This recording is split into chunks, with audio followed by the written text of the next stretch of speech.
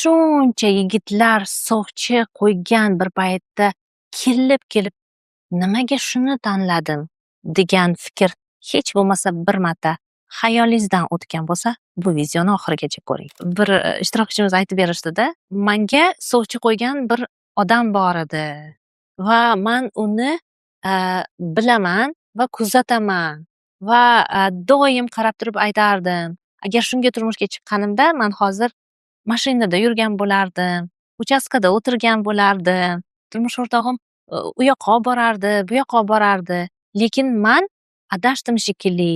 Mani turmush o'rtog'im na mashina olib berdi, na uchastka qurib berdi, na mani sayohatga olib bordi deb aytib qolishdi.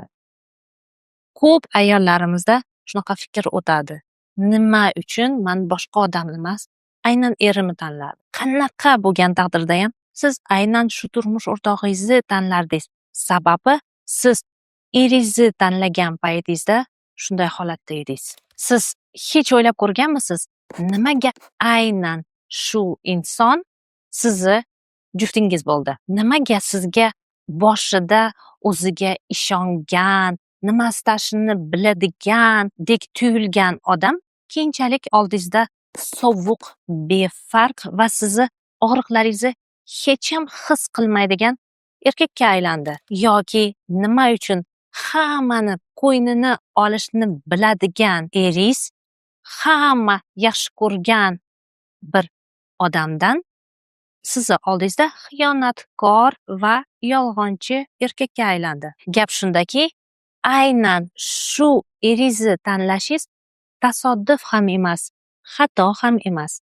Sababi siz eringizni tanlagan paytingizda aynan shu holatda bo'lgandingiz. Hozir shu haqida sizga batafsil tushuntirib beraman. Yaxshi yangilik shundan iboratki, hozirgi munosabatingizni o'zingiz istagan holatga olib kelishingiz mumkin. Hayotimizdagi hamma natijalarimiz, shu jumladan tanlagan turmush o'rtog'imiz ham oddiy formulaga bo'ysunadi. U ham bo'lsa, bizni tanlov qilgandagi holatimiz keltirib chiqargan fikrimiz asosida qilgan harakatlarimiz va bizni natijamiz.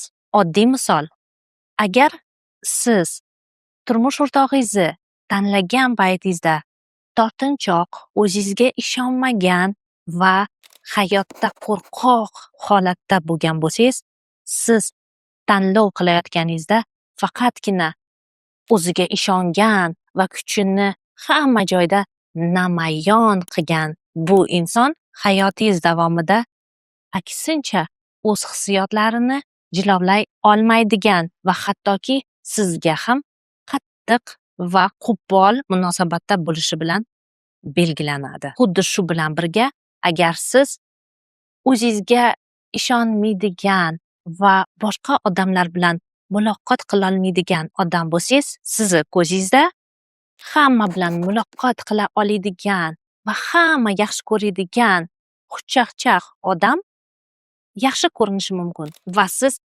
aynan shunday odamni tanlagansiz.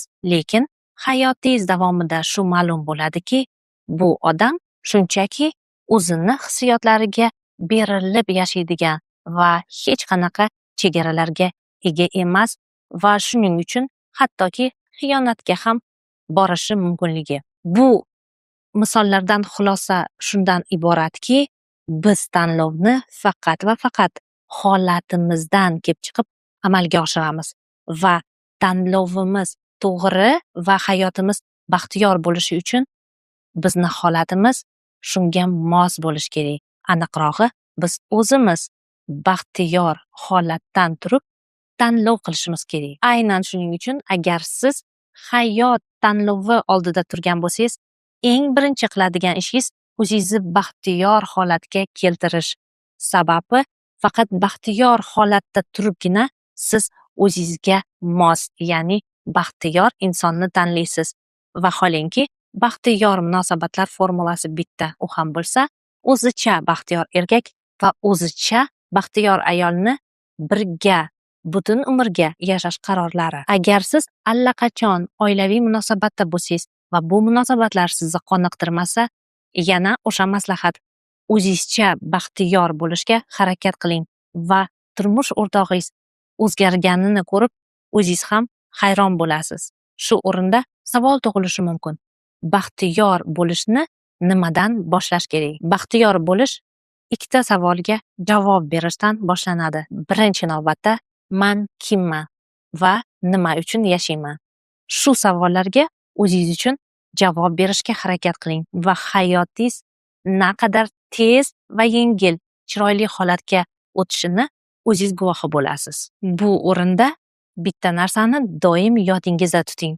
Baxtiyor insonni badbaxt insondan faqat bitta jihat ajratib turadi. U ham bo'lsa, baxtiyor insonlar ongli va mas'uliyatli bo'ladi va eng asosiysi shu yerda va shu onda yashashadi.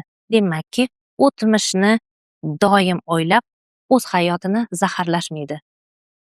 Shu yerda va shu onda yashang va bor imkoniyatlaringizni qadriga yeting va baxt sizni uzoq kuttirib qo'ymaydi. Agar siz holatingizni o'zgartirish natijasida oilangizni baxtiyor holatga olib kelmoqchi bo'lsangiz, diagnostikadan o'ting.